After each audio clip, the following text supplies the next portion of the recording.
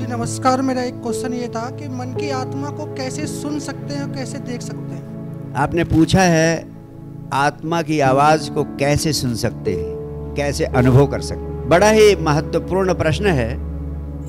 वास्तव में इसकी चर्चा तो बहुत लोग करते हैं कि मेरी आत्मा नहीं कह रही है, लेकिन वास्तव में आत्मा की आवाज सुनना और उसे अनुभव करना कुछ विशेष परिस्थिति में ही संभव होता है। अन्यथा आदमी के भीतर जो मन के विचार उठते हैं, तरह तरह के जो विचार उठते हैं, उन विचारों को ही लोग आत्मा की आवाज मान लेते हैं। वास्तव में वो मन के ही जाल होते हैं। लेकिन आत्मा की आवाज या आत्मा का अनुभव तभी हो सकता है जब आप विचार शून्य अवस्था में हो, जब आप इस बाह्य जगत के क्रियाकलापों से थोड़ी देर को संबंध तोड़ देते हैं, संबंध विच्छेद कर देते हैं, जब आपकी चेतना स्वयं आपके भीतर सक्रिय होने लगती है। अभी आंखों से और विभिन्न इंद्रियों से सारी ऊर्जा आपकी निरंतर बाहर जा रही है, बाहर जाती रहती है और 24 घंटे जाती रहती है, और आपकी सारी चेतना बाहर के जगत में लगी है।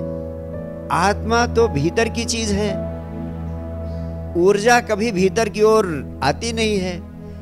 तो आत्मा से संबंध कब बनेगा? जब ऊर्जा बाहर बहने के बजाय भीतर की ओर मुड़ जाए। इसी को महर्षि पतंजलि ने प्रत्याहार कहा है। यानी जो ऊर्जा बाहर जा रही है वो ऊर्जा भीतर की ओर बहने लगे। कैसे बहेगी? इसके लिए ऊर्जा को भीतर बहाने की कोशिश नहीं करनी है, सिर्फ बाहर की क्रियाओं से संबंध तोड़ लेना है। जब बाहर आधे घंटे के लिए या 15 मिनट के लिए आपने तय कर लिया कि अब 15 मिनट मुझे माइंड पावर मेडिटेशन करना है, अब बाहर के जगत से कोई मतलब नहीं, संसार में कुछ भी हो रहा हो जा चूल्हे भाड़ में, अब 15 मिनट मैं सिर्फ स्वयं के भीतर रहूंगा। और स्वयं के भीतर रहने के लिए आपने पहला निर्णय लिया कि अब बाहर के जगत का कोई काम नहीं करना है, अब आंख बंद कर लेनी है। अब जब आप आंख बंद कर लेते हैं तो ऊर्जा जो बाहर जा रही थी वो भीतर की ओर आने लगती है। अब आपने आंख बंद कर ली, लेकिन अगर सोच रहे हैं कि घर में क्या हो रहा होगा, फला आदमी क्या सोच रहा होगा, या फला लड़का क्या सोच रहा होगा, या फला लड़की क्या सोच रही होगी, अगर ये बातें आपको विचार में आप उलझे हैं तो विचार भी आपको बाहर ले जाते हैं। तो अब विचारों को क्या करना है? विचार तो आएंगे जाएंगे, विचारों को रोकना नहीं है। विचारों को रोकने में तो फिर उसी में उलझ जाएगी ऊर्जा आपकी। विचारों के प्रति साक्षी हो जाना है। यानी विचारों के प्रति विचार आए तो आने दो, जाएं तो जाने दो, उनको रोको नहीं। आंख बंद है, विचारों में आप उलझे नहीं है। जैसे ट्रैफिक का सिपाही चौराहे पे खड़ा रहता है, बस आई तो बस, ट्रक आई तो ट्रक, जो जा रहा है जा रही है उसको सिर्फ देख रहा है, किसी में उलझ नहीं रहा है। इसी तरह विचारों के ट्रैफिक के कांस्टेबल हो जाए आप। यानी विचार आ रहे हैं जा रहे हैं, आ रहे हैं जा रहे हैं, आप उलझे नहीं। थोड़े दिन में आप पाएंगे विचारों के प्रति साक्षी भाव हो जाएगा।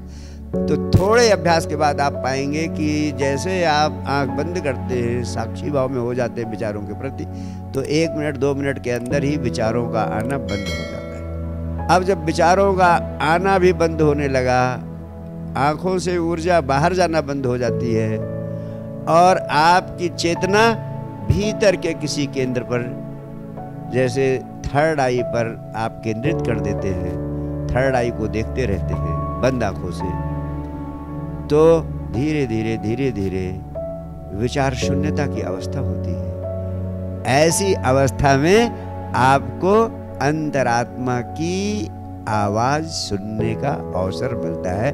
आप अंतरात्मा की भीतर की आवाज आपको मिलने लगती है।